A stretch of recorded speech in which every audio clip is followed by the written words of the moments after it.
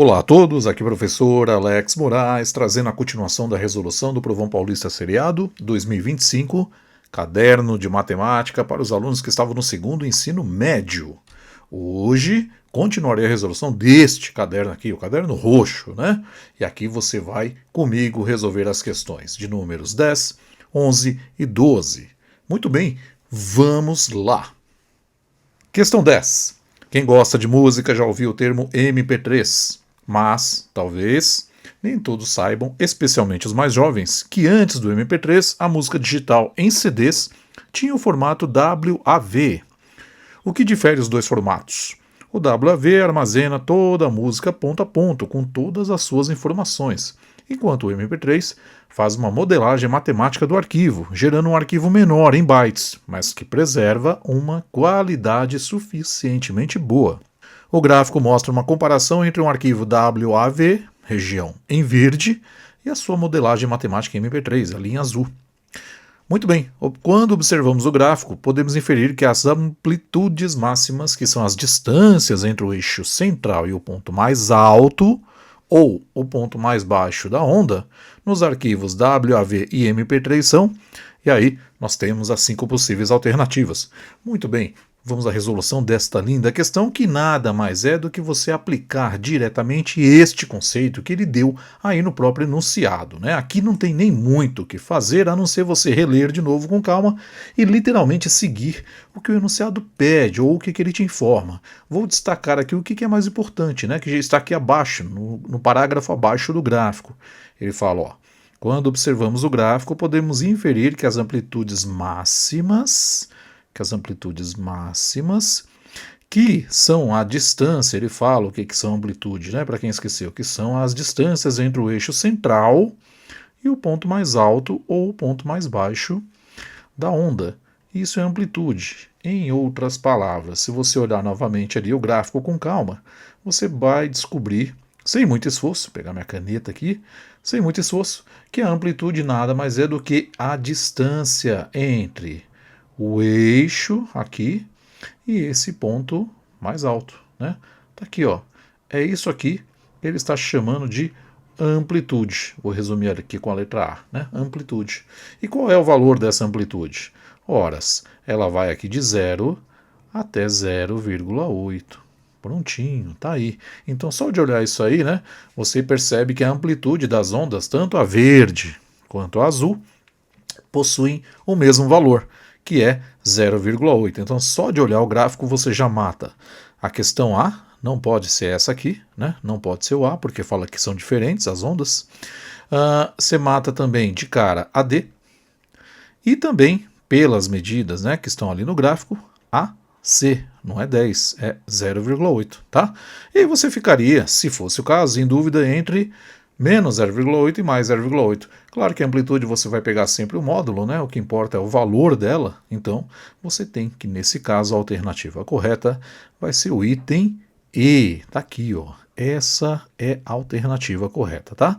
Iguais, pode ver ali, né, que as duas ondas têm a mesma altura e cada uma mede 0,8. Então, a alternativa correta dessa questão é o item E. Simples assim, direto uma pura análise gráfica.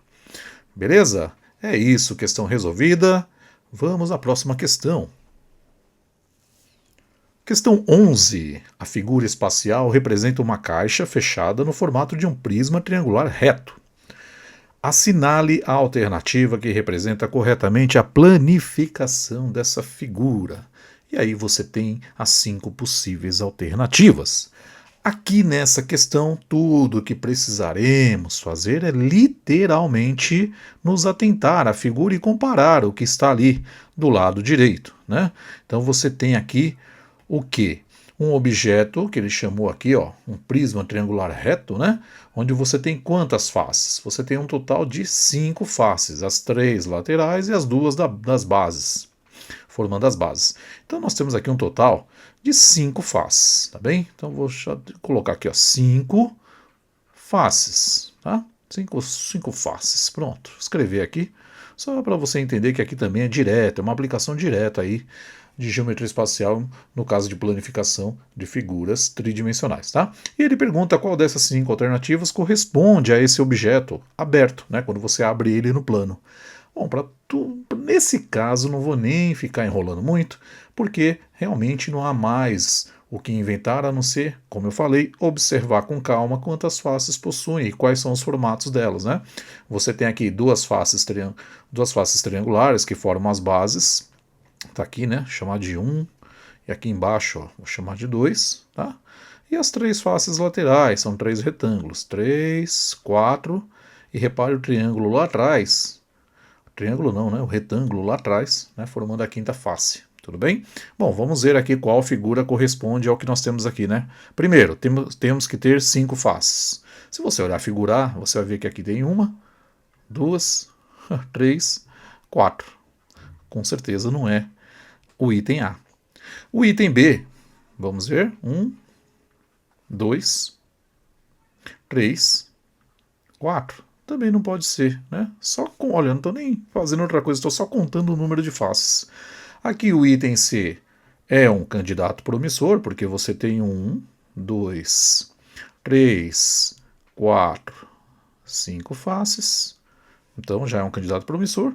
Aqui no item D você tem 1, bom, já não é, né? 2, 3 e 4 faces. E no item E, novamente, você vai ter 1, 2, 3, 4 faces. Então, nem precisa fazer qualquer outro tipo de análise, né? Formato, tudo mais, porque a única opção que te dá o número de faces correspondente é o item C. Então, por isso que, obviamente, a alternativa aqui da questão 11 é a letra C.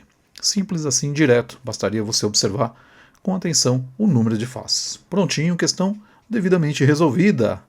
E vamos a questão 12. Uma grande indústria construiu uma caixa d'água com um raio interno da base R igual a 3 metros para armazenar a água da chuva.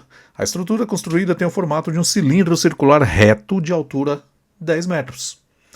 Dado que o volume de um cilindro circular reto de raio da base R e altura h é calculado pela fórmula πr² vezes h, e considerando π igual a 3, qual é o volume dessa caixa d'água em litros?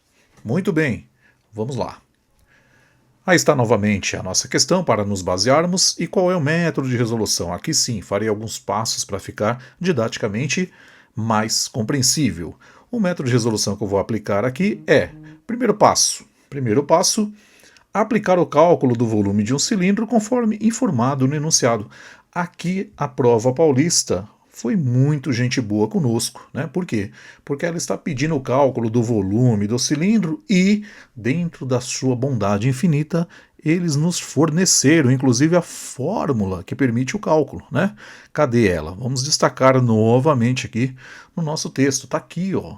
Ele fala, dado que o volume de um cilindro circular reto de raio de base R e altura h é dado pela fórmula, o volume πr² vezes h.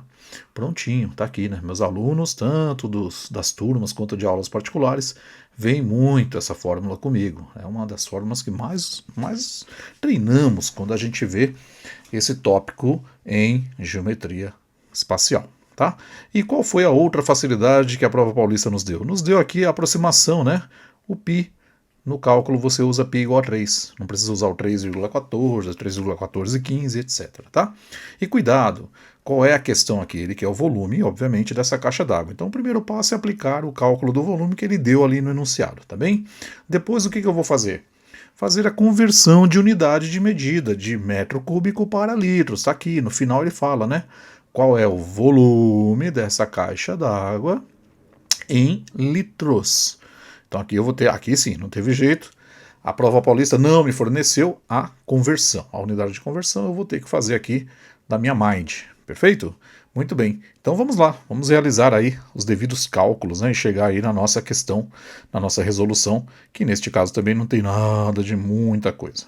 Bom, primeiro passo, calcular, né, aplicar o cálculo ali do volume, né? Então aqui não tem muito segredo, você vem direto aqui, volume, ele já deu ali pra gente, é πr², então vou escrever de novo aqui só para deixar aqui bem especificado, πr² vezes o h, onde o h é a altura aí da nossa caixa d'água, tá? Bom, Agora, com a minha letra linda, eu vou substituir os valores. O π ele falou que é 3, maravilha, né? Ele arredondou para a gente aí. O raio ele me deu no enunciado, tá aqui, ó. Tá aqui, cuidado, preste atenção. O raio também é 3, então fica vezes 3, só que ao quadrado, opa, já ia esquecer, vezes a altura. Cadê a altura? Tá aqui, o H, 10, tá aqui, ó. Simples assim. Então, aqui vem um 10, tá? Tá tudo em metros, bonitinho, né? Não vou nem colocar a unidade aqui, porque não vai ter que fazer nenhuma mudança de centímetro para metro ou coisa parecida. Bom, aí por gentileza, né, use o seu cálculo avançado aí para fazer 3 vezes 3 ao quadrado, 3 ao quadrado, isso aqui é 9, então vai ficar 3 vezes 9 vezes 10, fazendo aqui embaixo, né, para ganhar tempo, 3 vezes 9, 27, tá? Então você vai ter aqui 27 vezes o 10. E aí, sem muito esforço, né, e com alegria no coração, nós descobrimos que isso vai ser igual a 270 metros, e como é volume, cúbicos. Pronto, descobri o valor do volume dessa caixa d'água em metros cúbicos. Prontinho, tá? E aí, para os mais desavisados, né? Tá aqui, né? Como sempre, eu sempre menciono isso em sala de aula. Cuidado com o enunciado, cuidado com o que você está fazendo. Ó, por quê? Porque aqui a prova paulista, se você chegasse até esse ponto, já está te induzindo a optar por essa opção aqui, ó. Tá vendo só? 270, né? Mas por que não é ela? Porque aqui está em litros e aqui está em metros cúbicos. E é claro que você que está estudando, está levando a sério aí o seu ensino, você sabe que não são grandezas que estão na mesma proporção. Você tem que fazer uma mudança de variável, uma mudança de proporção aí no caso, né? E aí vai ser o segundo passo. E para isso eu teria que lembrar o quê? Eu teria que lembrar basicamente que 1 metro cúbico, então é por isso que é importante o estudo, né? Para que você chegue nessa hora não tenha que ficar deduzindo. Deduzir isso aqui é meio chatinho, ainda mais durante a prova, que você está nervoso, tá? É mais interessante chegar aqui já sabendo que 1 metro cúbico corresponde a 1.000 litros. Olha lá que fácil, facinho, simples assim, 1.000 litros. Então se você fizer aqui já uma regra de 3, né?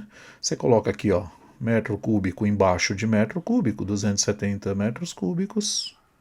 E isso aqui corresponde ao valor que eu quero, né? Vou chamar aqui de chamar de novo de V, pode chamar de X, fica à vontade, resolva a regra de 3 da melhor forma que você quiser, tá?